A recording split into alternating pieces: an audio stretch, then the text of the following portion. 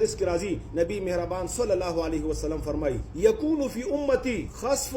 ومسح ذلك فی المکذبین بالقدر او دابا نبی مہربان صلی اللہ علیہ وسلم فرمایله چې زما په دې امت کې با مسح کیږي شکلونه به بدل شي انسانانو شادوغان او خنزیران به جوړ شي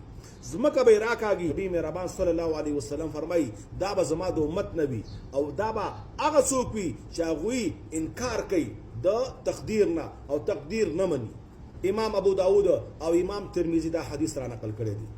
او بل روایت کې راځي نبی مهربان صلی الله علیه وسلم فرمایي القدریه مجوس هذه الامه دا قدریه د تقدیر نه انکار کوونکی دا مجوس د دې امت دي دا مجوسیان کافران دي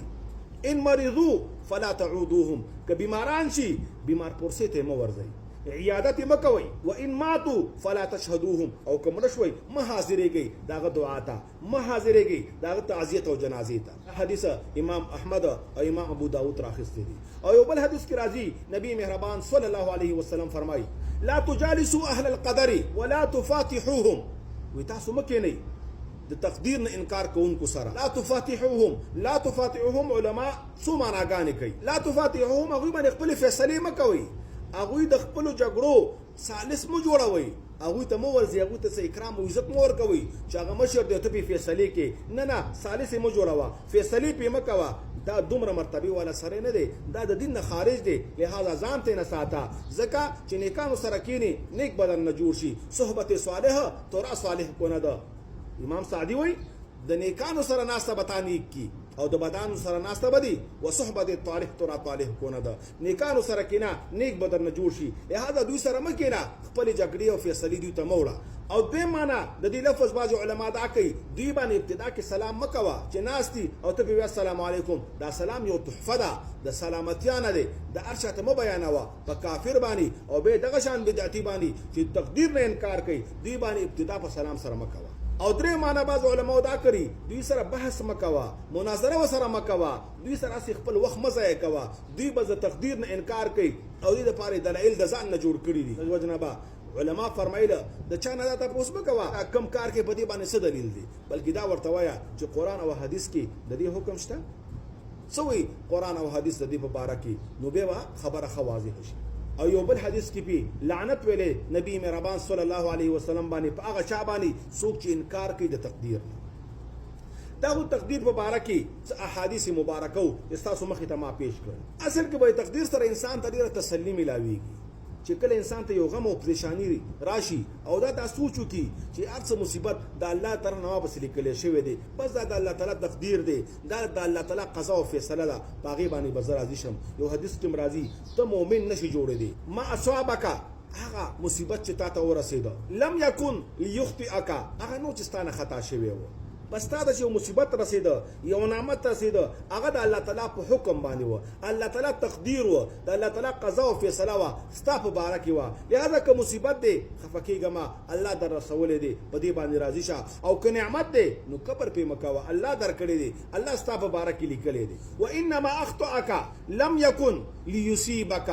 او که یو شی نه خطا شو یو نعمتو یو مالو یو بل شی و نو ډېر خفه کېږه دا مه وایه که لږه منډه مې وهلې وي او لږ وختي راغلی وم او لږ میزان ډېر ستړی کړی وي دا شی به ماته نصیب شوی وي نه بس دا د الله تعالی تقدیر دی څه چې میلاو شو په هغې باندې راضي شه شکر ادا کا او څه چې میلاو نه شو بس د هغې نه صبر کړه زه بس دا د الله تعالی تقدیر دی په دې باندې زړه ته تسلي ورکړه بل حدیث کې راځي نبی مهربان صلی الله علیه وسلم فرمایي اذا قضى الله لعبد ان يموت بارض جعل له الیها حاجه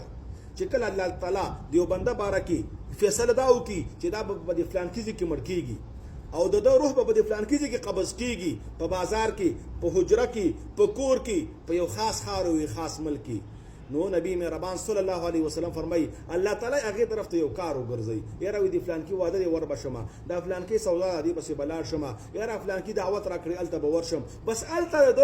هغه حاجت او ضرورت پیدا شي هلته لاړ شي ځکه هلته الله تعالی د دې بنده مرګ لیکلی دی دغه حدیث کې راځي لو لفظ باندې استعماله که دا کار مې نه وې کړی نو داسې به نه وې شوی بازار ته نه وې تللی دا فلان کې به مړ شوی نه وې دې ګاډي کې نه وې سور شوی نه دا خبره مه کوه بس الله تعالی دا تقدیر لیکلی و د سلیمان علیه السلام د وزیر آقا قصه مشهوره ده. د سلیمان علیه السلام په دربار کې ملک الموت حاضریږي او داغه د وزیر ټیم پوره شوی،